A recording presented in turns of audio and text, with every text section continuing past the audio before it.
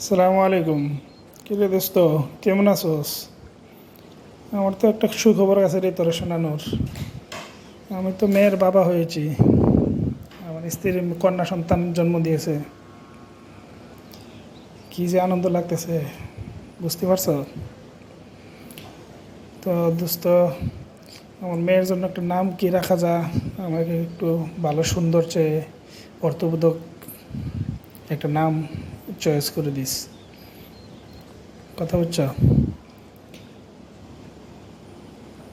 তবে আমার আলহামদুলিল্লাহ দোস্ত, শুনে খুব আনন্দ লাগলো, ভালো লাগলো। তোর বাচ্চার জন্য অনেক অনেক দোয়া রইল। তো বাচ্চা মা কোথায় আছে? নর্মাল হয়েছে না সিজারে? তো সিজারে হইলে বাচ্চার মা বাচ্চা সবাই সুস্থ তো?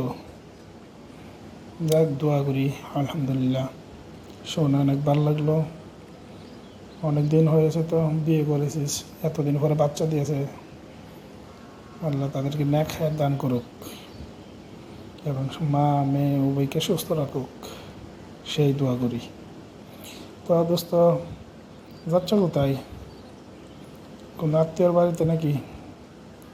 খবর দিতে যাইতেছ? কি, কোথায় যাবা, কি খবর?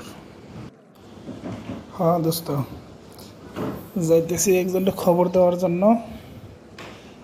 গিয়ে বলে আসি খুশির খবর সবাইকে। অনেকদিন পর আনন্দের মুখ দেখলাম, তাই সবাইকে শুনিয়ে আনন্দটা শেয়ার করে আসি। আচ্ছা দোস্ত, তো তোর আব্বা আম্মা এরা খুশি তো?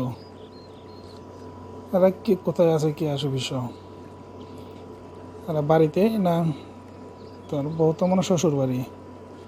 তারা গেছে নি কেউ দেখার লাগি তোর বাচ্চার মাকে কোন হালাতে আছে?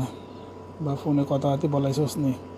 বা দেখছে নি যে তোর বাচ্চা? কেন, এরা তো দাদা দাদি, এতে তো আর আনন্দ বেশি। তো তো দোস্ত, ওকে ঠিক আছে, তো ওই কথাই রইল। তবে পরে একসময় অনুষ্ঠান করবো, দাওয়াত রইল তোর, আসিস। কেন, বাচ্চা হলে তো 7 দিনের মাথায় আকিকা দেওয়া লাগে। তো ভাবতেছি কষ্ট মষ্ট করে হলেও আকিকাটা দিয়ে ফেলবো। তো দোয়া করিস আর কি। আর আমি আত্মীয় স্বজন সবাইকে শুনিয়ে আসি, তারপর তোর লোকে আবার কথা হবে না ইনশাল্লাহ। ওকে, আসসালামু আলাইকুম। আচ্ছা দোস্ত, ঠিক আছে, তাইলে যা। গিয়ে তোর বাবা মা তো খুশি শুনলাম, বাকি আত্মীয় স্বজন যারা আছে সবাইকে বলে আস। দোয়া করি। তো ঠিক আছে, তুই যা। আমি কিছুক্ষণ বসে আসবো এখানেই, আমিও চলে যাবো। তো সেই কথাই রইল আর কি। তো ঠিক আছে। ওয়ালাইকুম আসসালাম রহমতুল্লাহ।